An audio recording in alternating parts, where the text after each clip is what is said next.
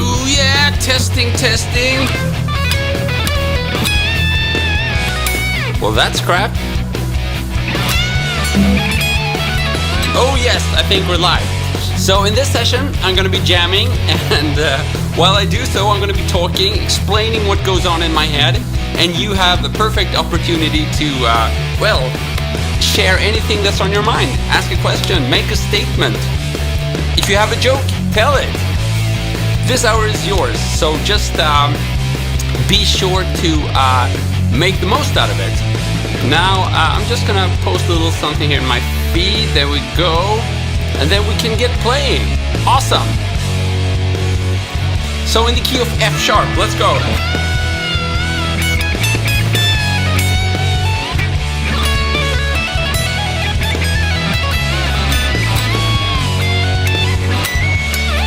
So I'm doing some slower phrasing now, trying to establish some kind of melody there.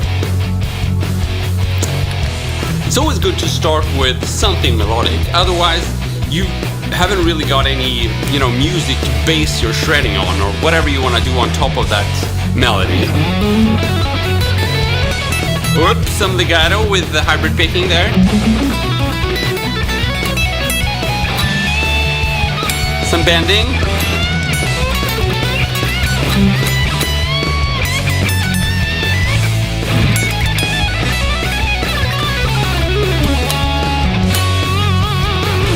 Some speed picking there.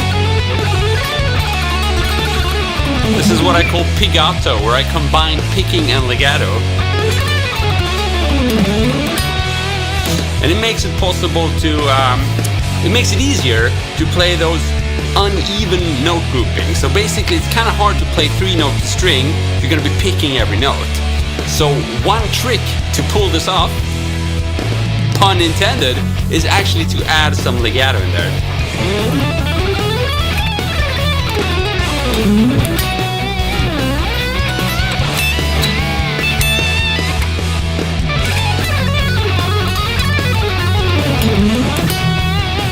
So it's probably my favorite way of playing fast alternate picking.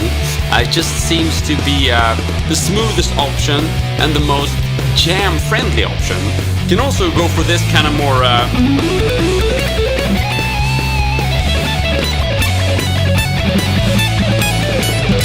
but that's though that sounds cool, it's harder to improvise with that. So I have to somewhat stick to my patterns I'm already comfortable with. So let's see here. I'm just gonna make this window a little smaller. There we go. So hopefully you guys can see and hear me. Sound is working okay. Fingers crossed. That's a slash type of bend. You bend, and while you keep it up, you also play with the top string there with the picking. It works best if you have a fixed bridge, but you can still...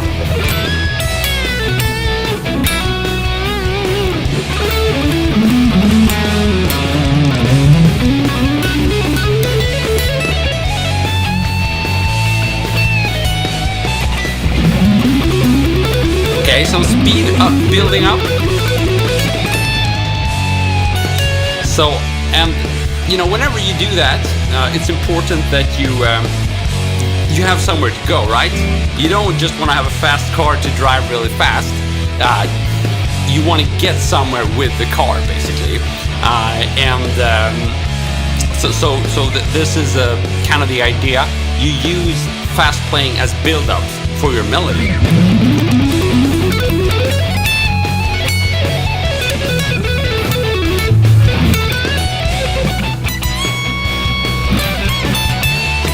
One more time, fast pentatonic lick.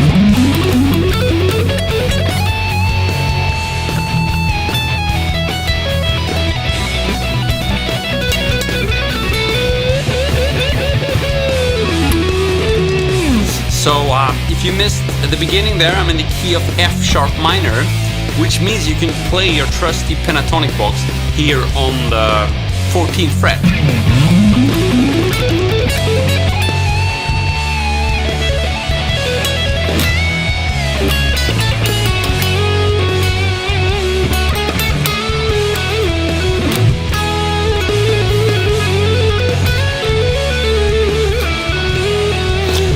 really like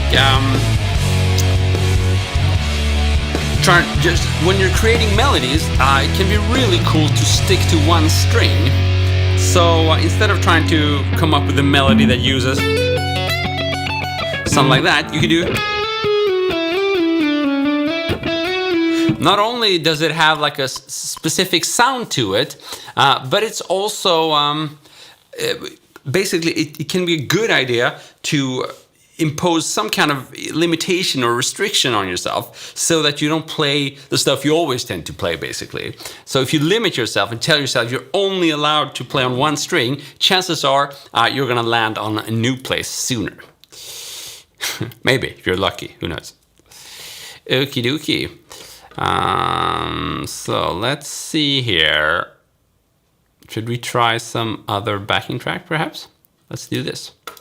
Still in the key of F sharp minor, but I think this is a bit slower. Let's see. Oh, a ballad.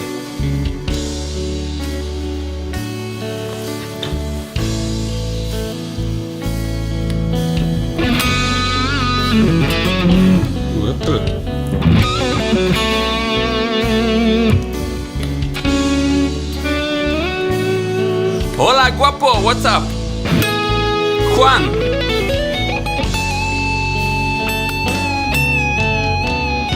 So I love those sustaining notes. Whenever you find a good note and you're able to sustain it, that's an opportunity, you should take it.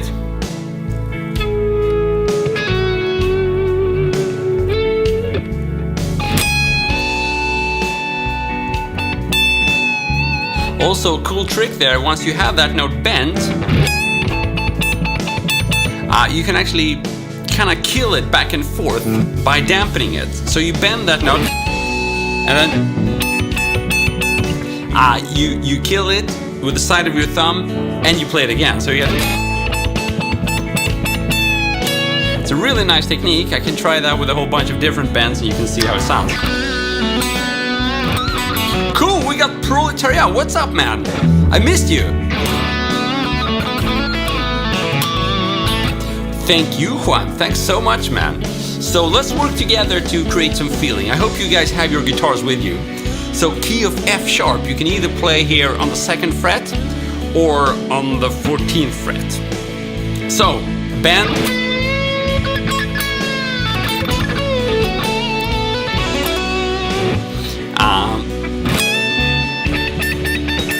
Of course, you don't have to restrict yourself to just doing it with bends. It's actually a really cool technique. You know, if you just compare playing the scale up and down, that can get a little bit boring, right? So if you do it with this pick and kill technique, I think just playing the scale up and down sounds better. So what would happen if you applied that to some phrasing? Maybe it would sound a whole bunch better. And it does, it's a pretty cool thing.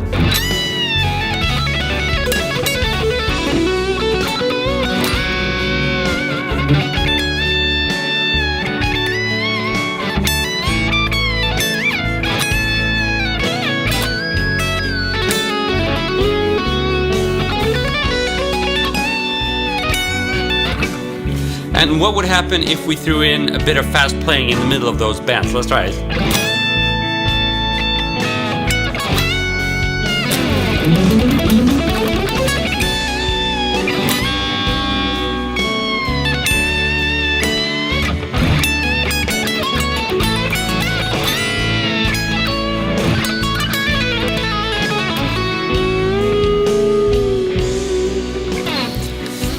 So obviously I'm not only playing the F sharp minor pentatonic scale here, I'm also playing the F sharp minor or Aeolian scale, which has a few more notes. And why is that important? Well, if you compare the pentatonic scale to the minor scale, you can actually play 3 notes per string with the minor scale, while the pentatonic scale you would typically play it with 2 notes per string, right? Compared to. So what this does, it makes it a little easier if you want to throw in one of those If you want to do that with pentatonics, it's a little trickier basically to play fast if you only have 2 notes per string at your disposal. So that's a cool trick.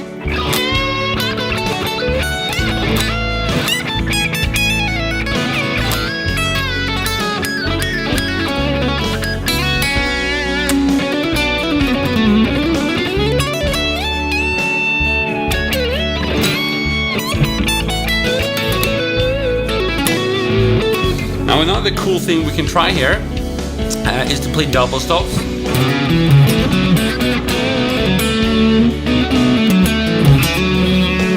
So when doing that, again, the pentatonic scale is really helpful here, because most of the time you can just play 2 notes instead of 1, and it's somewhat gonna work. So instead of doing, you can do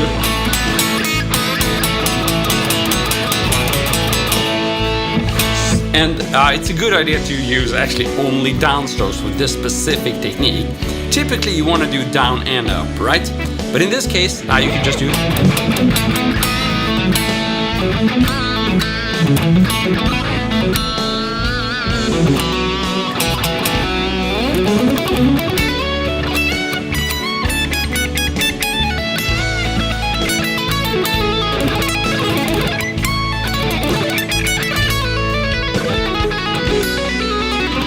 Cool, so some sweeping there. If you guys are onto that, if you're working on that, just give me a shout and I can try to give you some tips. Cool, can you teach us a pattern on your fast lick? That's a great question, Jeremiah. I can definitely try.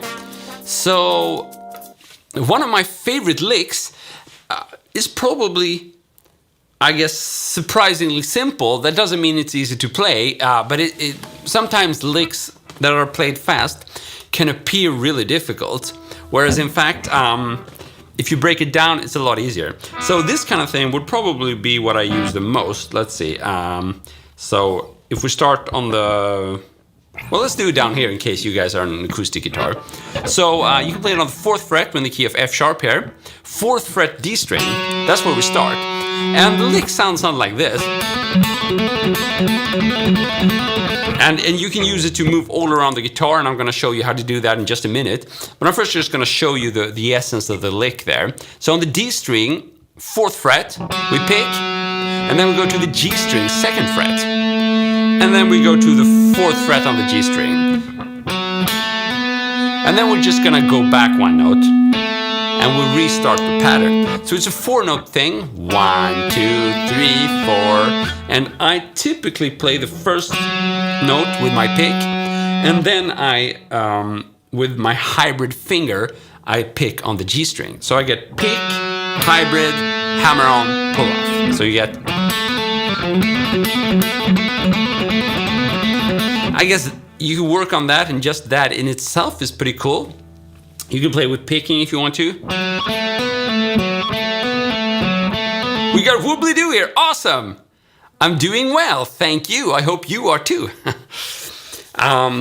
So I think we're 2 from the previous session, both whoobly-doo and the proletariat. And we got Boko here. What's up? So we have a pretty short pattern, but that will turn out to be very flexible because the shorter the pattern, the more useful I find them to be most of the time, especially when you're working on leads and stuff like that. So let me try one more time. Oh, here's a funk backing track in C minor. So let's do in C minor then.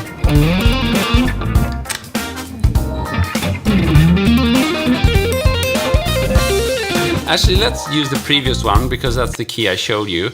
So F sharp.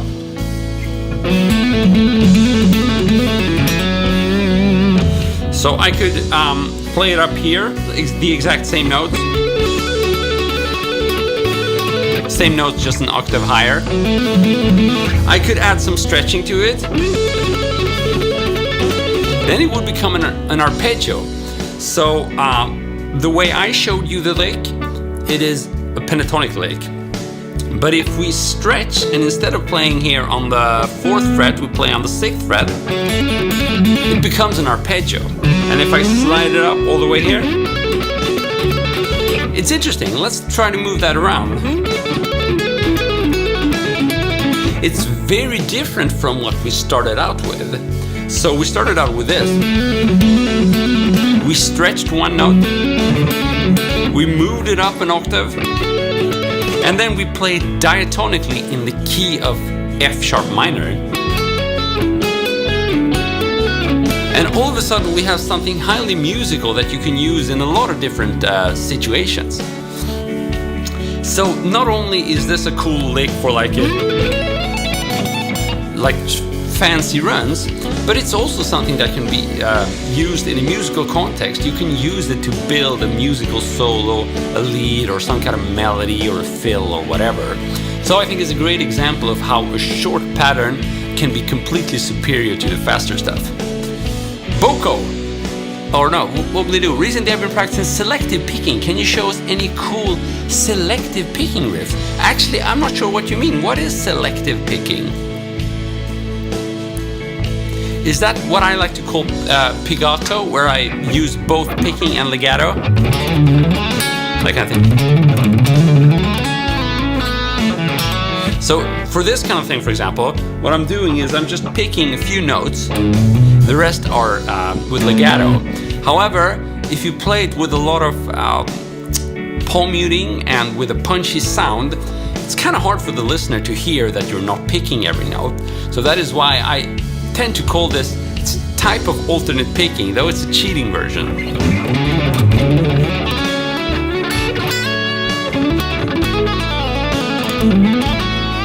Boko is from Korea. Nice to meet you.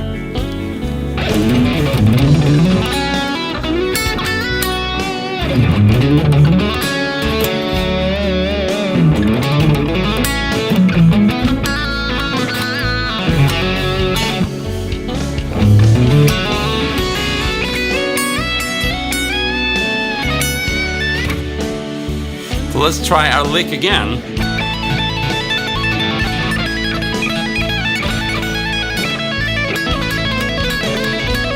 So that's a cool variation of it. I can show you. So if you do that lick starting on the 16th fret G string, and then 14th fret B string, and then 17th fret on the B string, sounds pretty much the same. But then if you move that 16th fret up to the 17th fret, you get a crazy sounding lick using that blues note. So I'm alternating between.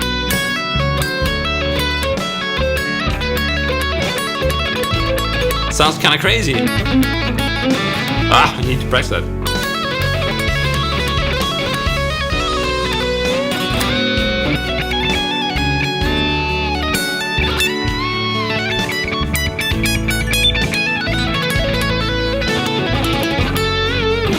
So Jeremiah, I hope it's been somewhat inspirational. So what about sample of starting licks? Oh, okay. So you can ask me again if you want to ask that question. Should we try to find some other backing track maybe? I don't know, shred ballad. Deep, passionate ballad. Sexy John Mayer ballad. I like the sound of that. B minor. So we move up to the 7th fret here. You can use your trusty box on the 7th fret.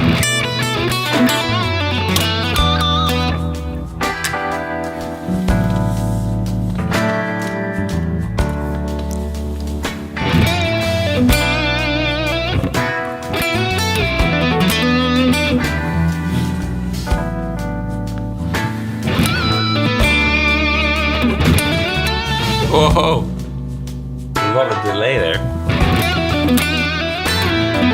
It's like playing over John Mayer backing track with like an 80s shredder sound. That's a weird mix.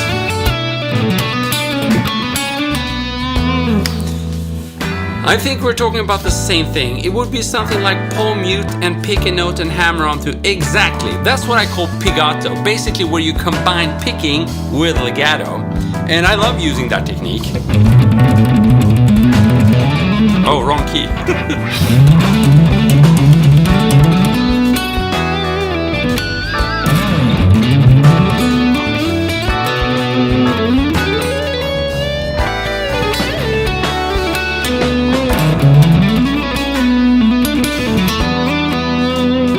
So what I do here, it's this kind of pattern. So in the key of B minor, we could play on the, actually on the 9th fret here. Let's start on the 2nd note, because it makes it a little easier, at least for me, to hammer on between these two fingers. So what we're gonna do here is gonna slightly palm mute the string. We're gonna pick, and then we're gonna hammer on. So we get nothing new here, and then a 3rd hammer on. So the point here is, we only need to pick one note, but listen to this. It still sounds like a lot of staccato in there. It sounds punchy. It sounds like we're almost picking every note. And that's the cool part with it. Now if I expand on this, again we're palm muting, picking one note and then hammering on. I can move to the next string, and typically I do that with the bad mother finger here. So, and it gets even cooler when we expand it to the next string using the exact same shape. Now finally, why don't we land on some kind of strong note there so we can hear it in a musical context. So, and from that note you should proceed to play some kind of melody, maybe blues lick or something like that.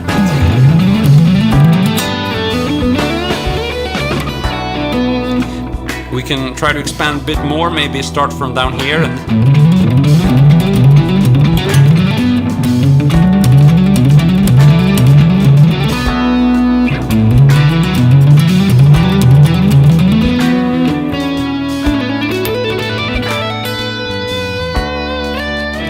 So that's the type of technique you're gonna hear Nuno Bettencourt and Rick Graham do a lot. Again, it helps if you have a distorted sound with a bit of punch to it. A lot of times, if you just dial up the gain, it's gonna kill dynamics, and you might not get that initial punch. So this is an important detail, and how you achieve that tone is largely going to depend on the equipment at your disposal. But I will say that nowadays you don't necessarily need to run and buy an expensive amp or anything like that. You can definitely achieve these sounds digitally as well. In fact, I am using a digital amp, albeit expensive. It's the Kemper amp, but you're hearing digital sounds now.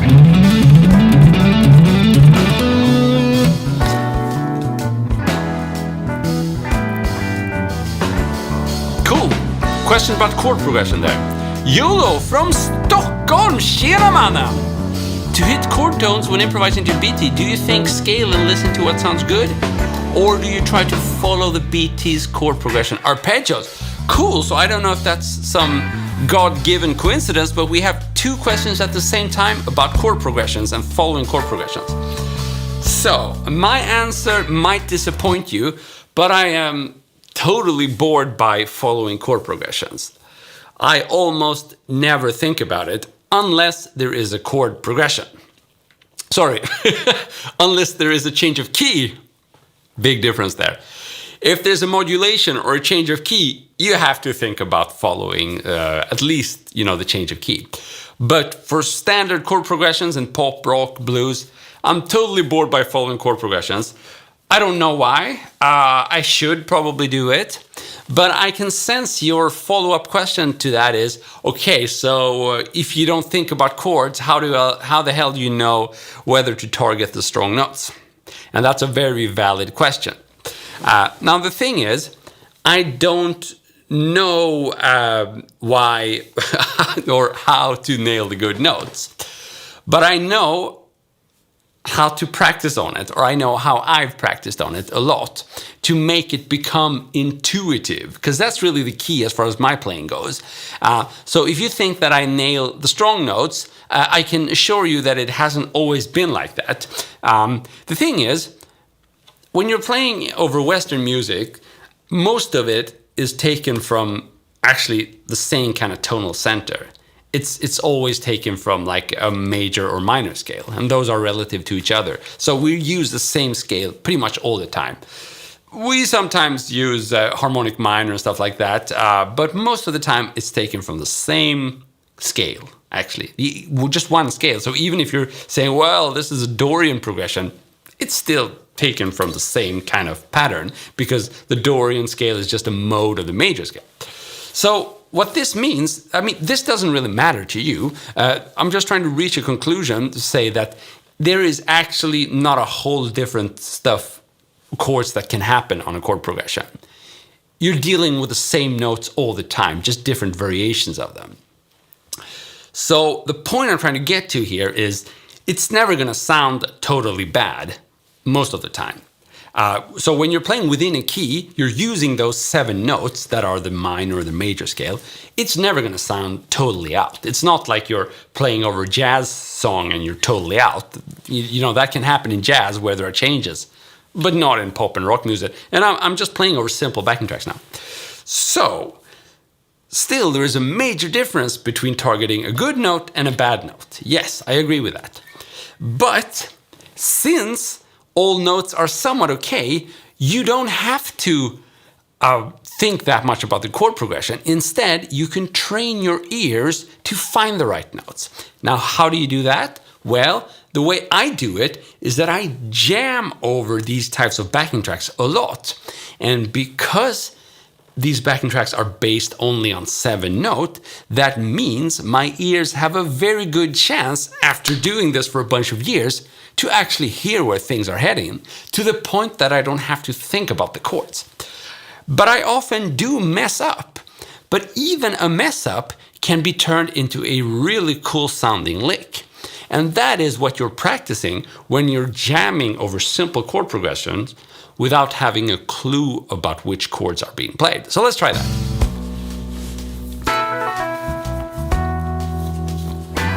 So again, key of B minor here.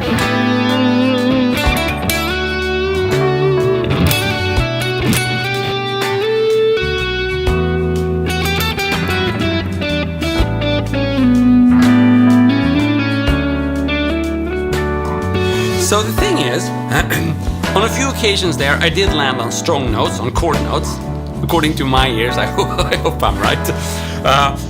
But on many occasions, I did not. But because I was playing slow melodies, I didn't stop, right? I'm not going to stop if I know that I'm not on a chord note, right? I'll keep on playing until it sounds like I'm on a chord note or I'm heading towards the right note. Now, this is not something you can apply from day one. However, it's enough for you to understand that the only thing you really need to do in order to practice this is to jam a lot over these backing tracks. In fact, I would advise you to always practice over backing tracks, musical backing tracks that you like the sound of. Because if you do that, you're gonna get all of what I'm saying now for free. You don't even have to understand what I'm talking about. You can just do what I say. Practice over backing tracks that you like the sound of, and you're gonna get all of this good stuff for free. And that's what I did, and I really don't care about what chords are going on when I'm just jamming and practicing. So that is why I invite you to suggest backing tracks. You're gonna have to type the name of the backing track because YouTube will not allow you to paste the link. But you can do that, and I can try them out. Again, if there are changes, it's a different story. But for 90% of all the backing tracks on YouTube, you just have to find the key and then you can jam away. So I hope that's helpful both to you, Jolo, and to the proletariat. Till proletariatet! Just curious how you make a lead part follow chord progression, say through 12-bar blues, but your backing tracks are cool too. Tips on how your licks sound Latin. I don't know if my licks sound Latin. We can find a Latin backing track maybe. I'm gonna search for that. Latin backing track. Latin groove in A minor. Let's try this.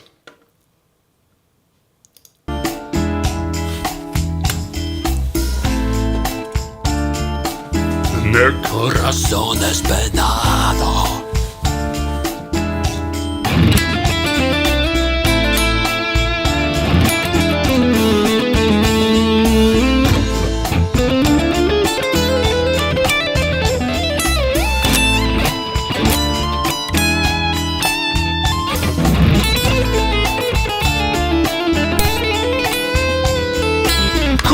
Fuel to Obsessions here. What's up, my man? I've missed you. It's been a long time. Wrong key, don't do that. A minor.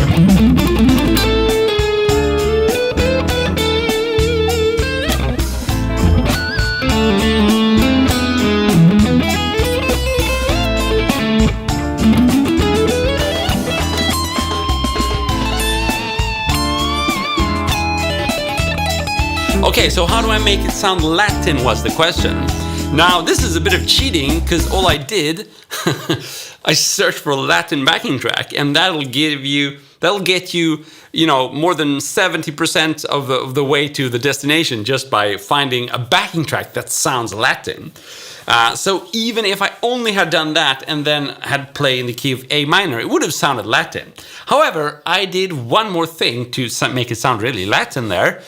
I played the harmonic minor.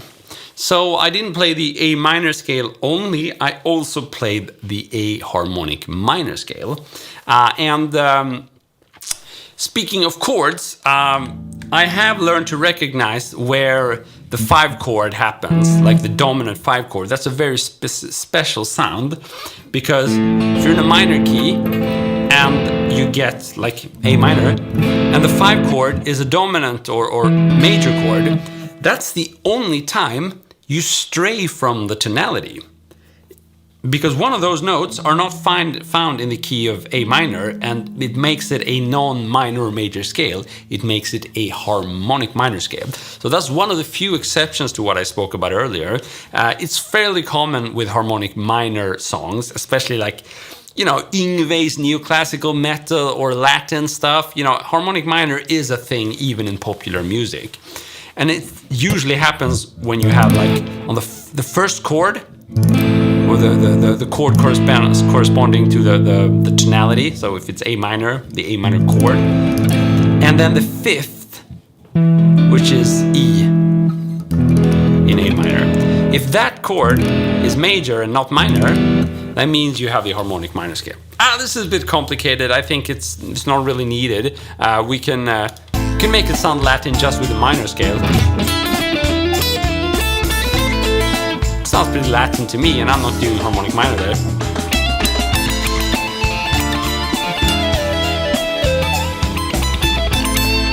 Cool. Oh, so what's your name on Facebook if you want to say it so I know who you are? You don't have to, obviously. Maybe you want to protect your privacy here. Oh, cool. You have a backing track for me, Fuel. Awesome. Let's try it out. I heard a tip today that if you're going to drop D, your chords sound better if you tune the low D to flat by 10 cents. Might be true, but it's not something I can comment on. I almost never down-tune my guitars. At least not intentionally. So let's try the backing track suggested by Fuel to Obsession. Psychedelic Journey of a Lifetime Jam. What is that?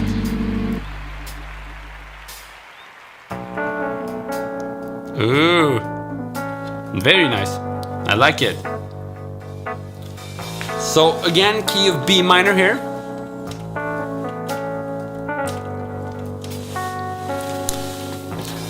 Cool, wobbly doo. Oh, so you tried it yourself and it worked. That's awesome, man.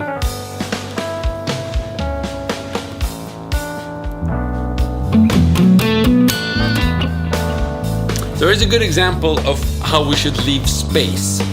Sometimes, or very often, we guitarists tend to think that we have to sort of prove that we can play guitar and prove to the listener that, hey, I know what I'm doing. Because I know this lick. And then I know this lick.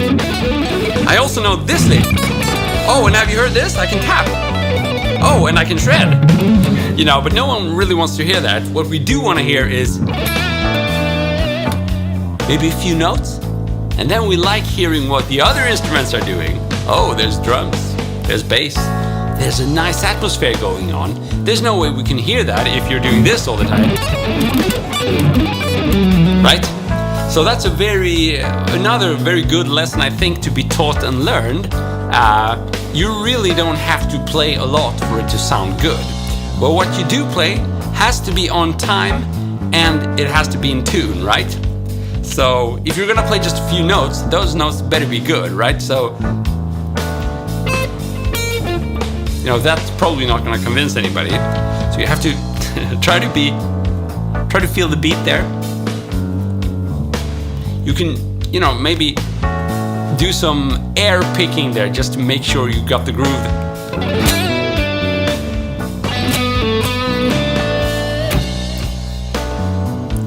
And of course, you know, make sure you're in tune, make sure your instrument is as intonated as possible. It's never going to be perfect. But that's how you create good sounds without having to make much effort. I like it. And then of course, when you've done that a few times, then you can start building towards the climax. You can start playing some faster passages. But still, work on those pauses.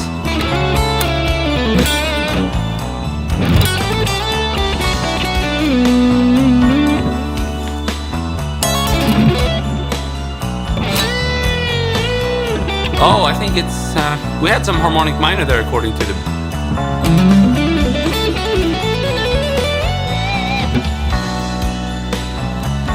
Now, an even more important rule, or no, but another important rule is if you are gonna play fast, again, you gotta have a destination. In real life, it might be cool to have a fast car with no destination, right? Because you wanna show, maybe impress some girl or whatever. But in musical life, if you have a fast car but no destination, no one wants to hear you. We don't just want to see you drive, you need to be driving towards something. And that's exactly the same thing when we're playing fast. We don't only want to be shredding, we need a destination with our shredding. Especially with this kind of atmospheric backing track. Right? Shredding is cool, but if you just end it like that, it sounds like a fart. You gotta end it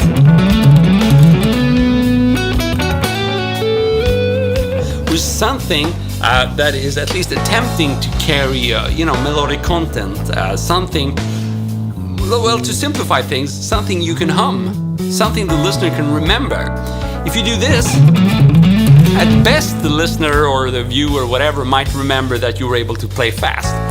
But that's not even special anymore, so you really have to take your playing towards a place. You don't just want a fast car, you need a really nice destination so that you can use the car for a good purpose.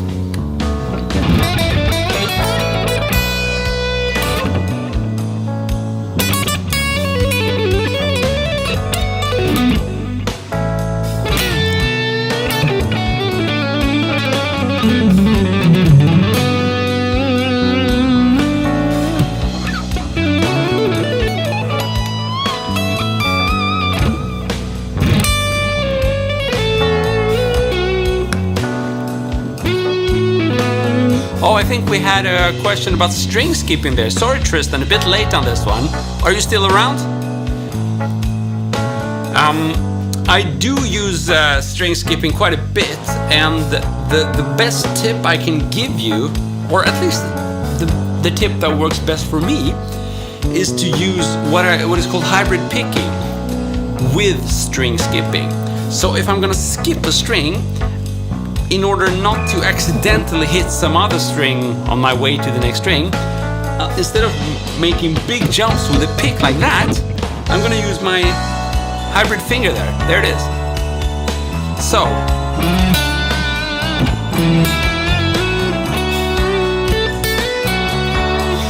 this is insanely helpful. When you're playing slowly, it might not be that obvious.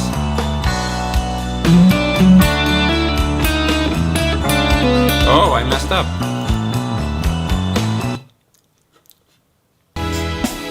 So let's do this one. A minor.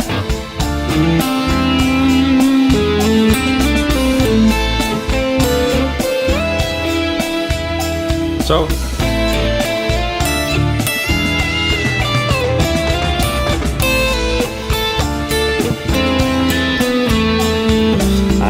So this is something I'm using all the time.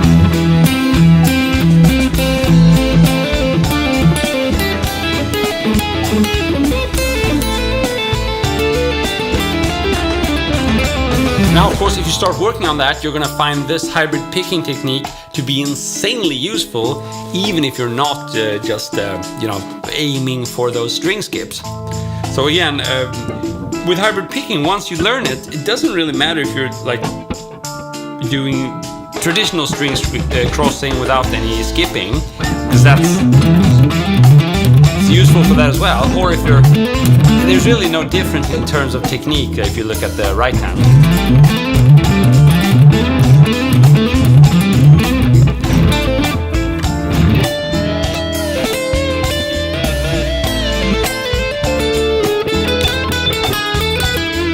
So you heard a lot of talking from me. Let's play a little bit.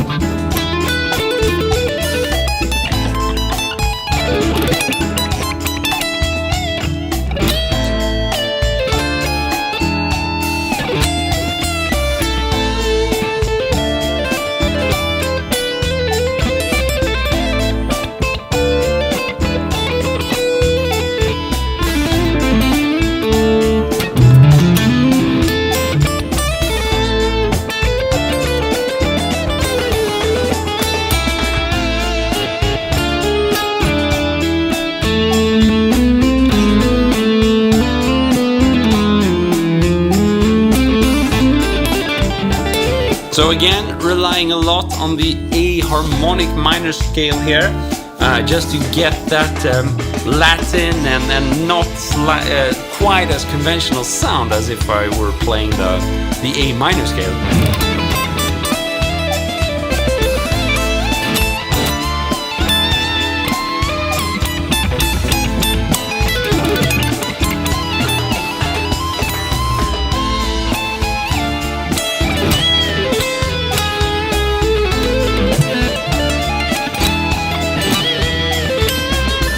So I invite you to try it out. If you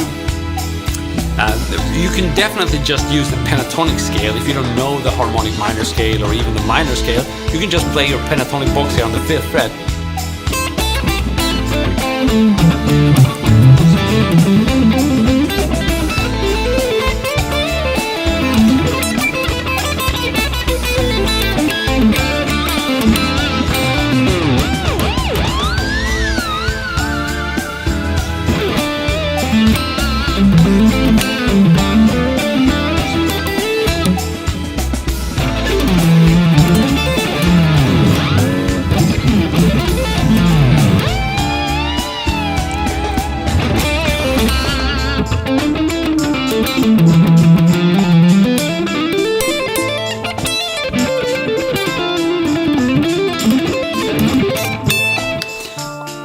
Okay, cool. So, you're not comfortable using your fingers to catch in time the string. Yeah, it is tricky. The advice I would give you, or at least the way I went about practicing hybrid picking, was not to, focus on any exercises or anything like that. I would just use a lick that I already mastered and therefore had no problems with the left hand. So I could completely focus on the right hand. So just if you have like maybe a pentatonic lick or something that you're comfortable with, instead of playing that with a pick, you can use your finger. Now, as an added bonus, especially if you turn the gain down, you're going to be able to get a totally different sound, a snappier sound when using your finger. So basically, you're going to get 2 for the price of 1 there. You already know the lick, and simply by adding the fingers, it's going to sound pretty different from the original lick. And that is also the reason why I started doing that.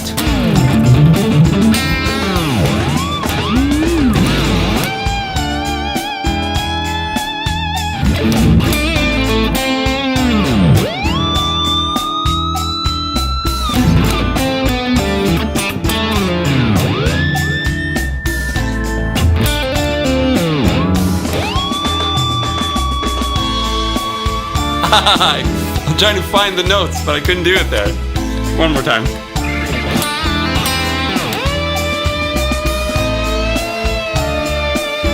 Oh, there we have one.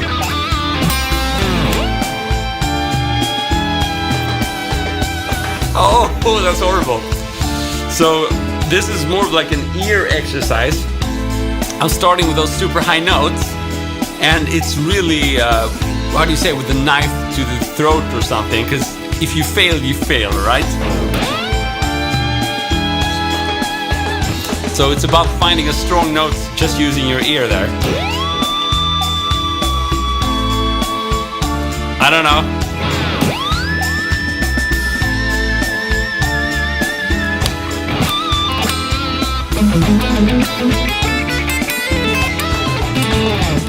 Cool, we have another suggestion. Gorgeous blues backing track in G. Let's try it.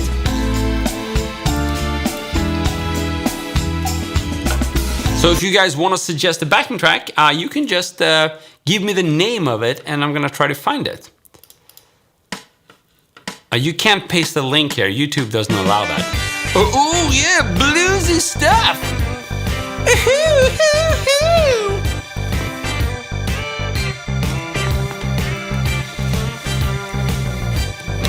Oh, the proletariat likes it! Awesome, man! Thanks so much!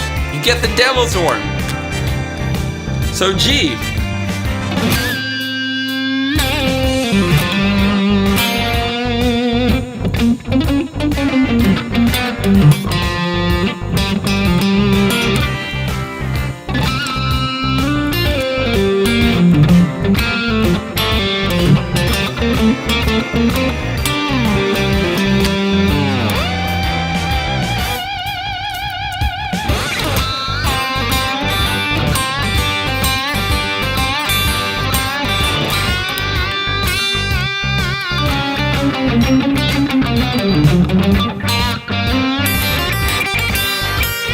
So thanks so much for the backing track, Fuel. This is a killer backing track. A lot of fun on this one.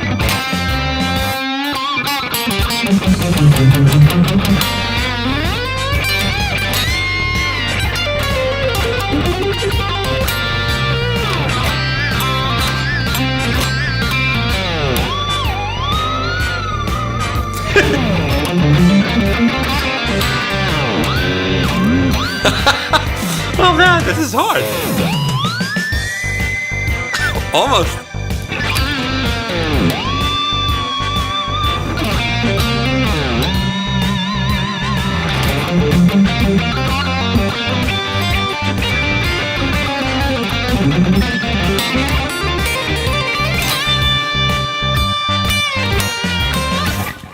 So key of G minor there, you can play on the 3rd fret, your trusty pentatonic box.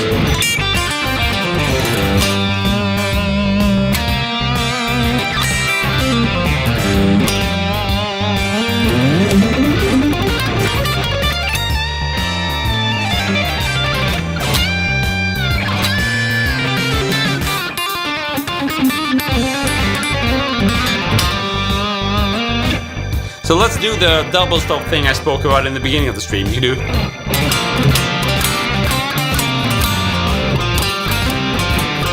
So with the pentatonic scale, you can just play where you would normally play without doing double stops, and it's gonna most of the time sound pretty cool.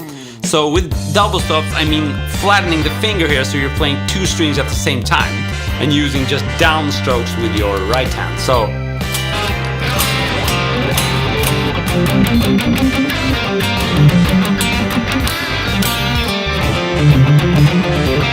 Yeah, good point there, Fuel. If you do add some fancy rock stuff in a blues setting, you get Satriani vibes. That's cool, that's true. I just wish I was better at it.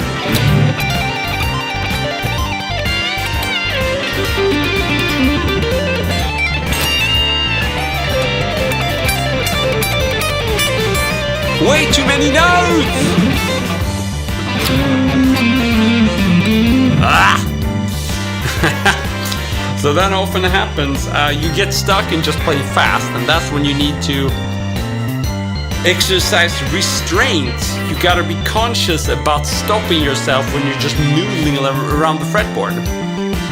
Try to find your way back to some melody, and you know, it's better not to play at all than play a lot of junk. So just stop playing and use your head, see if you can find something.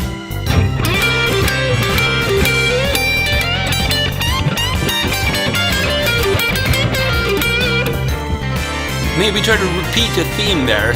You know, whatever you come up with, repeat it a few times and see if you can come up with a variation.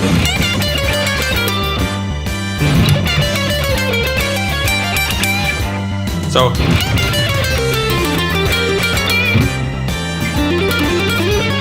ouch, back to shredding.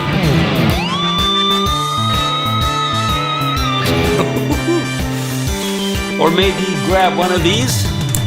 Can help you come up with some variation maybe.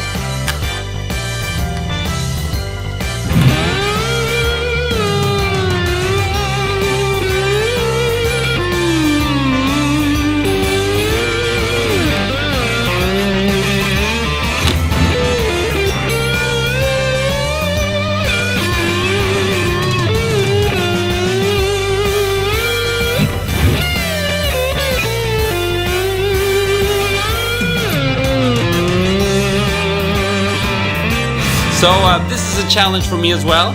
I just recently realized that you can't really use the frets when you're doing this. Typically, the notes are found where the fret wire is, right? However, that's not precise enough. If you just look at that, you're gonna run into problems. So you pretty much need to use your ears as well when doing a slide. So that's something worth considering.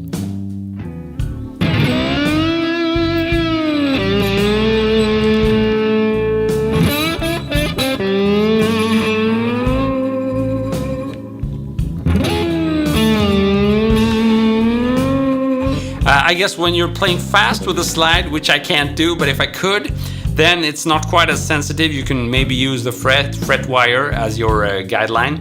But whenever you're resting on a note, you have to adjust it by ear to make sure you're not doing like that.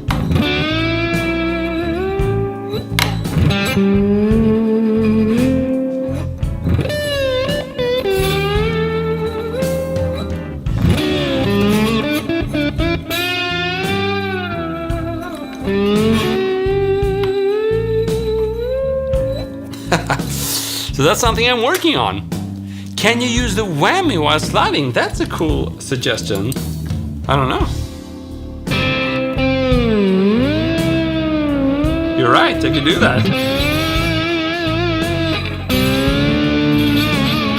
But I'm not sure it's that useful, because the slide pretty much allows you already to bend in both directions, right? You can both bend up and down. So it's pretty much already doing what the whammy can do. So if you want to do like that, then you can do. Of course, you can't get quite as low. But it's a cool idea though. Never tried that. So let's see. Cool. Fuel has another backing track for us. I just have to bookmark the other one. This was a really cool one.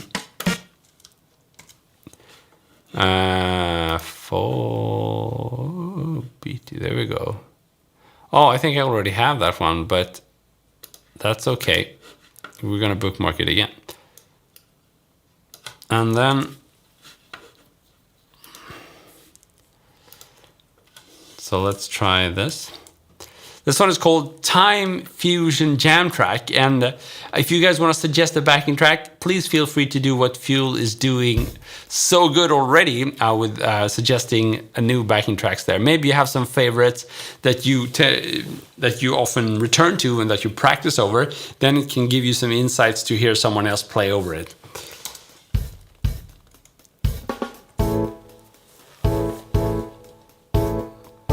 Ooh, 7/8 fusion time.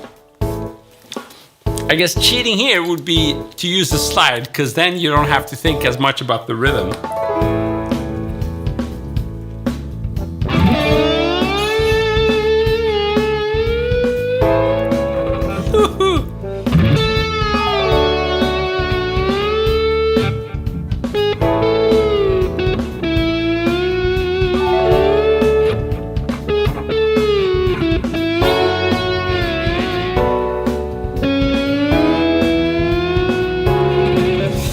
Okay, so let's try without it.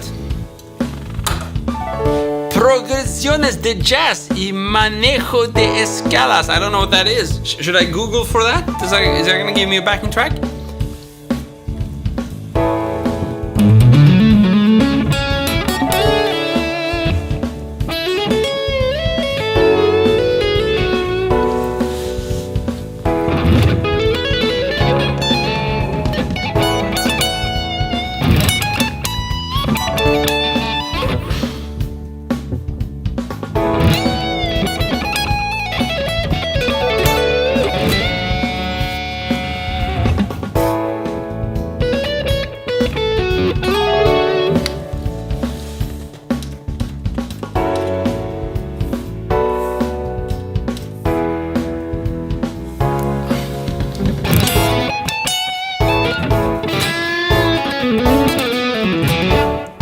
Okay, so this is always a challenge. This kind of thing is more floating.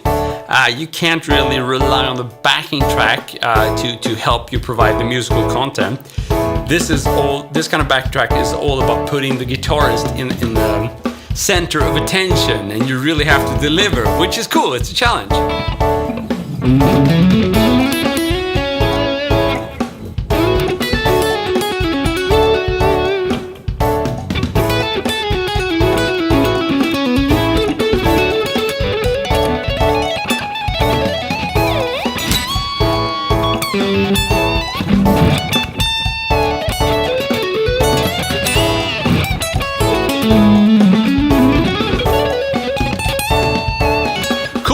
So it's this type of backing track you wanted.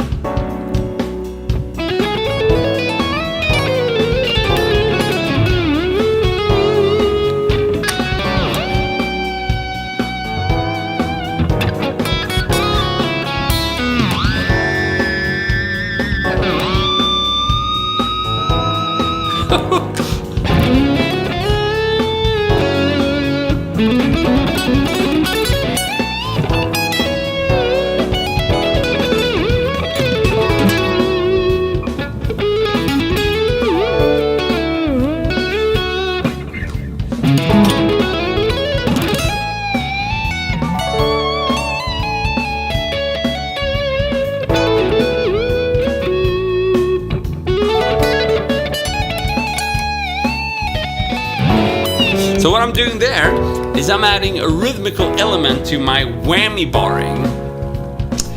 So basically, I'm not only doing some whammy, at the end of a note where I would otherwise do some, vibrato like this.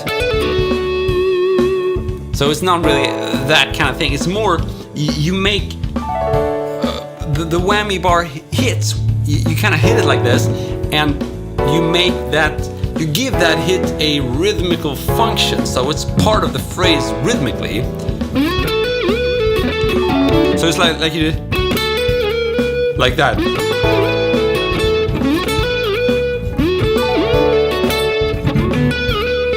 And that has a very nice sound to it, I think.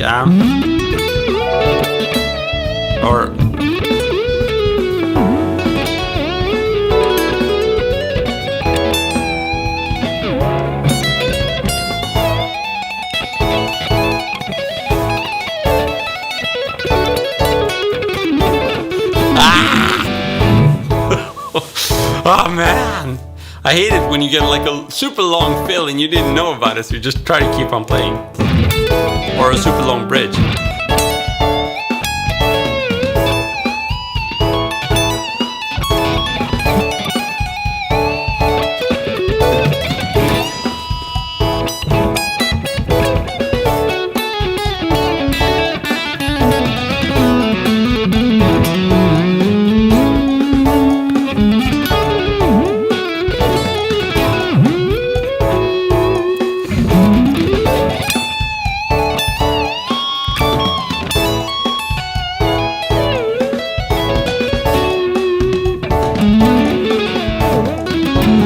So I guess with all the hassle you get from having a floating bridge, you should definitely be using it once in a while. It's a shame not to do it. And I do use it a bit. I love doing these kind of whammy harmonics. Nice.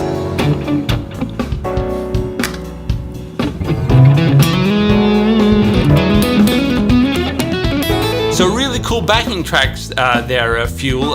You're definitely the backing track man here.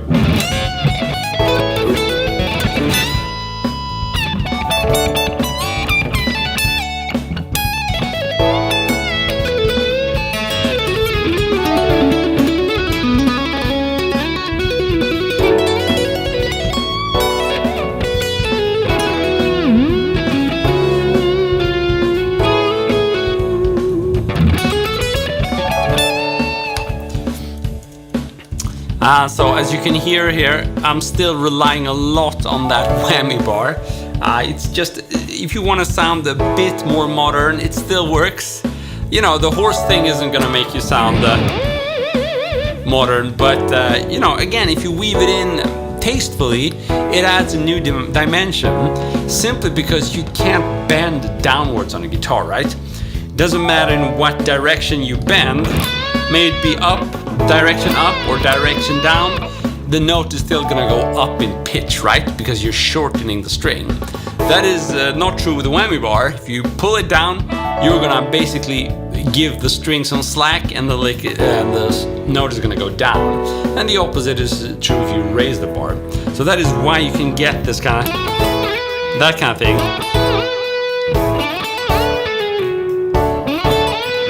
You can even take it to the extremes there. Kind of Steve Vai sounding, where you pretty much hit the whammy on every note to get that, I don't know, almost exotic sounding thing.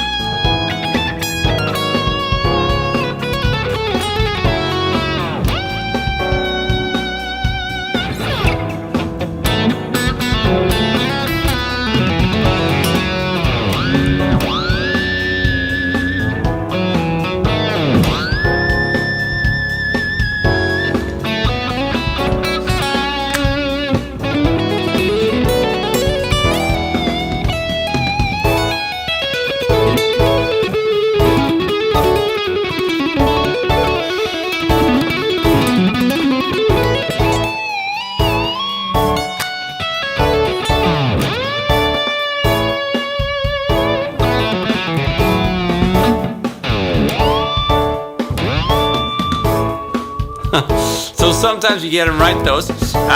That's actually something I'm gonna work more on. I think this is a pretty cool thing. Not only is it a cool ear exercise, but it would be really nice if I were able to play melodies with those whammy harmonics. I don't know if you're familiar with the Swedish guitarist Mattias Ia Eklund. He's really the master at this kind of thing. So we can play melodies with whammy harmonics,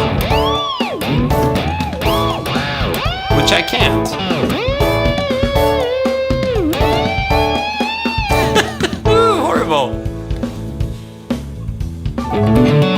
Oh, a riff from Yemmy, my track Yemmy. That's awesome. Yemmy. It's been a while since I listened to it. Gotta do it again.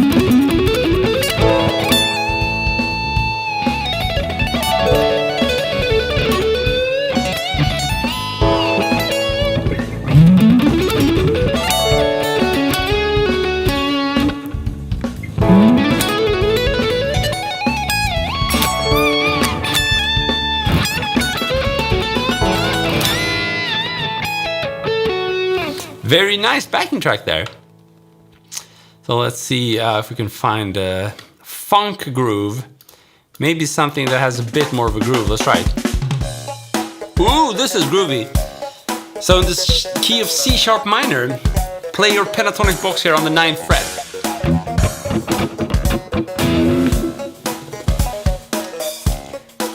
Okay, I think we're gonna make this the last backing track. So if you have any more questions or any thoughts, whatever, now is a good time to shoot, because I'm gonna have to end this session pretty soon. But first, some funky jamming.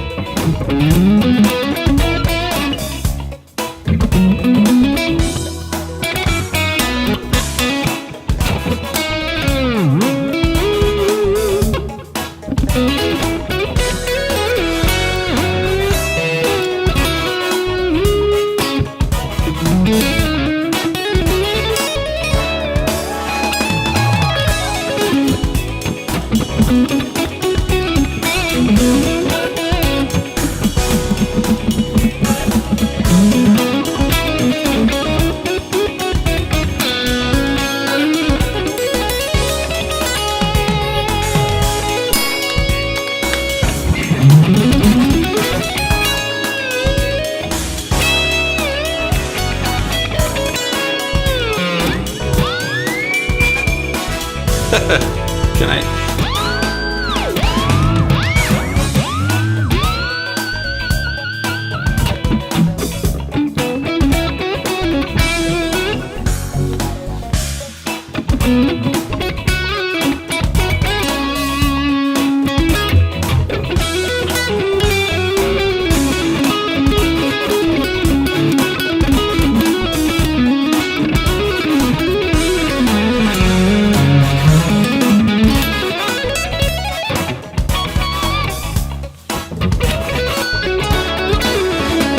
So here I'm really trying to get into the groove. That's really the main challenge here.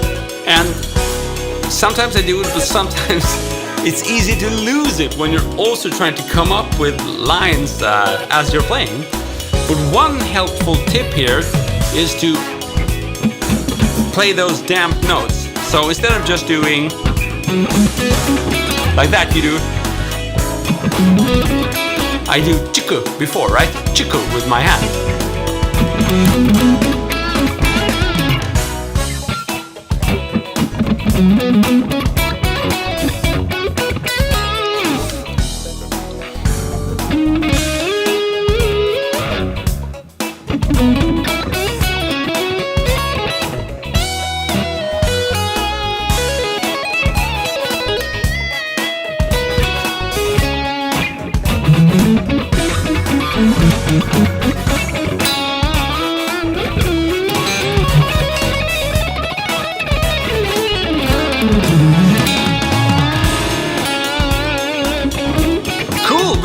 You have the RG652AHM Nebula Green. That's awesome. So this is probably my favorite guitar. It's a really nice compromise between, you know, the shredder, typical RG shredder guitar, and also more of a stratty sounds, I would say. You can get some twang out of this one, which is why it works for this kind of track.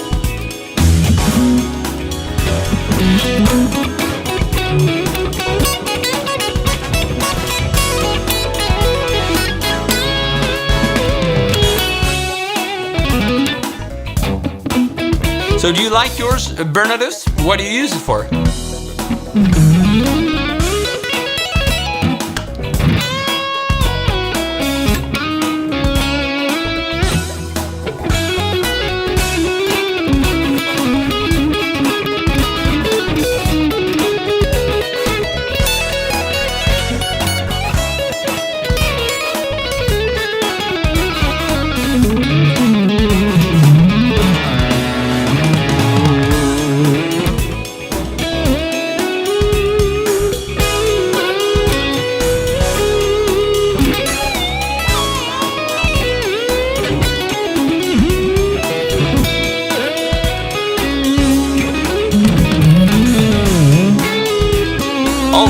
So Bernardus, you have a different color then? Different finish?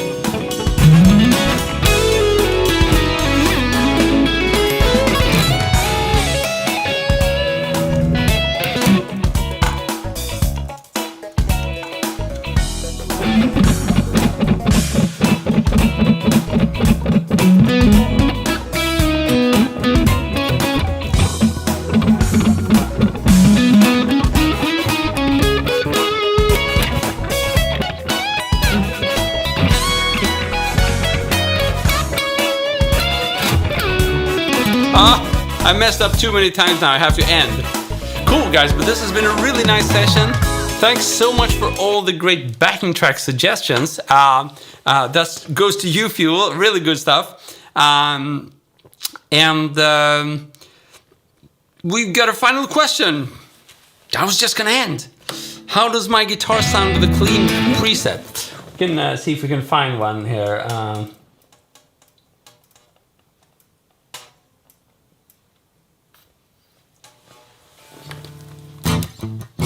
I should probably add that I've changed the pickups for Bare Knuckle Stormy Monday, so this is super low output pickups, much lower than the ones you get from DiMarzio that come stock with the guitar. So I don't even know if you can hear this. I'm going to turn up the gain a little bit.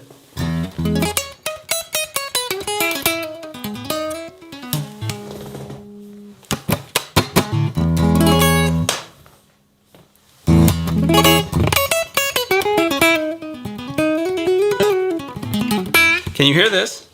So this is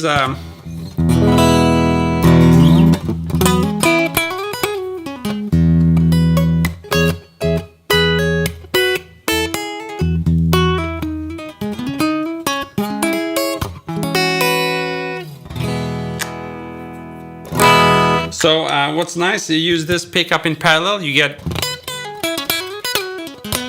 But I didn't like this sound. Let me see if I can find another one. So here you can hear it doing some blues. I didn't like that sound either, so let's try some more.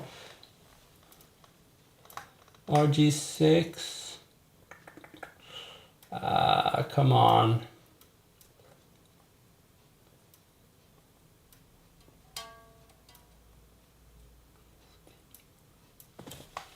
I don't know.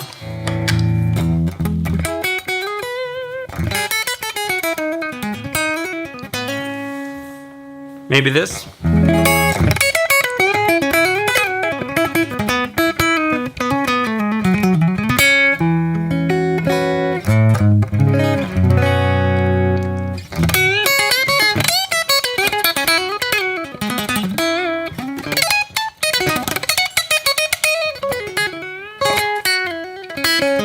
Let's see if we can find another one. I'm still looking for a good preset for this guitar.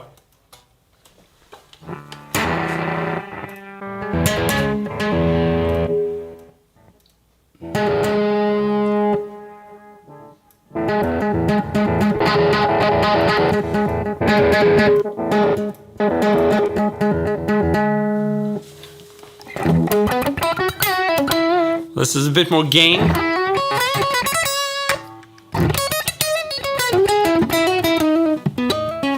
Nah, still not really good. Let me see. I haven't really prepared for this.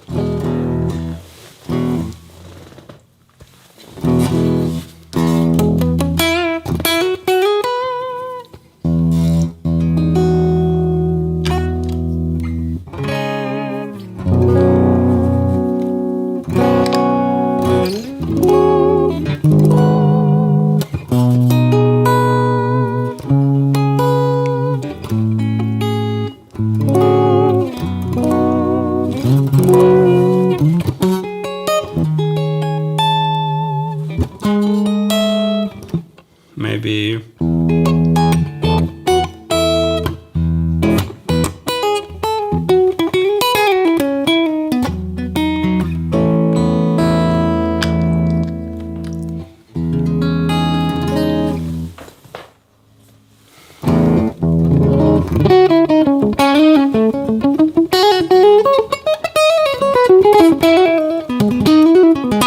Bit more of a breakout sound, breakup sound there, I think. Sounds pretty cool. Damaka, what's up? And Gustavo, what's up? I don't know what sonzera means, though. Sorry about that.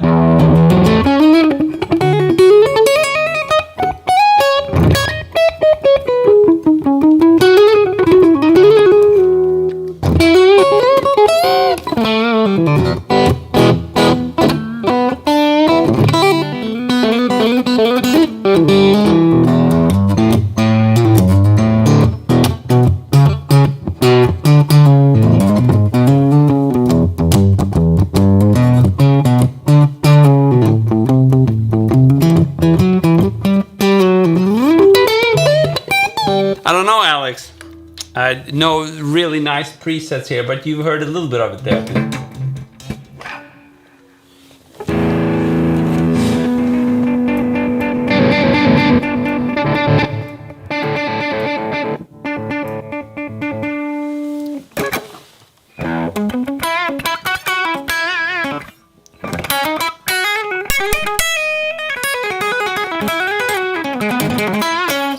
But it's nice. It definitely works for clean sounds.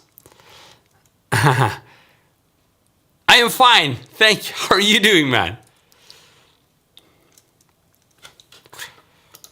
I mean, it's no Strat, obviously, but it's very responsive and it works really well. I mean, some of the high output stuff, you can't really get any nice strumming sounds at all. You can maybe get some nice, you know, that kind of tone, but with this guitar, it works. Oh, sounds amazing. Thanks you. You're too kind, man. Thanks so much. And I'm about to end this stream just as you guys are saying so many kind things to me. Means the world, man. Thanks so much. So I hope you're going to tune in the next one. I do these streams more often on Facebook, so you might want to check me out there. Just follow my personal profile there, Kristofer Dahl, if you want to be notified next time. Or we'll meet here or on the GMC forum. So I want to thank you so much for tuning in, and I really wish you some good practice session the coming week. Have a good one. Cheers.